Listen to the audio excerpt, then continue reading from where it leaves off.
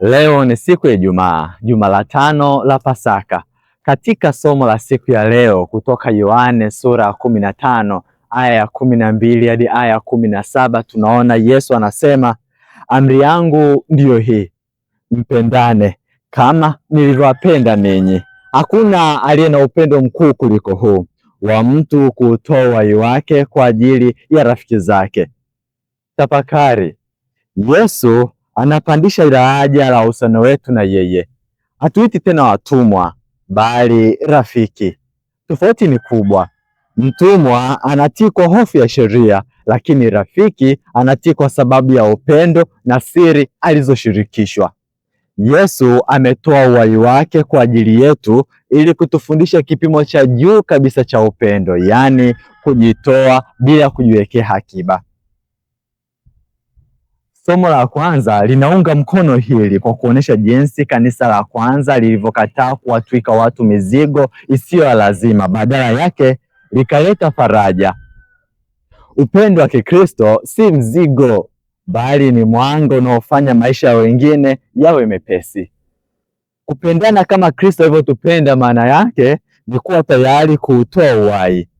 Kutoa uhai wetu kwa namna ndogo ndogo, yani kutoa muda wetu, kutoa faraja kwa wanaoumia na kutoa huduma kwa walio dhaifu bila kutegemea malipo. Huu ndio urafiki wa kweli na Kristo. Zoezi la leo chagua kuwa faraja. Kuwa faraja kwa rafiki au ndugu mmoja anayepitia kipindi kigumu kama magonjwa, upweke, msiba au maumivu ya kila namna.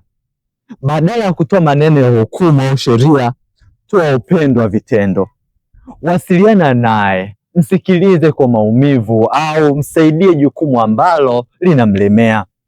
Hakikisha tendo lako linamfanya ajisikie kuwa rafiki wa thamani mbele za Mungu.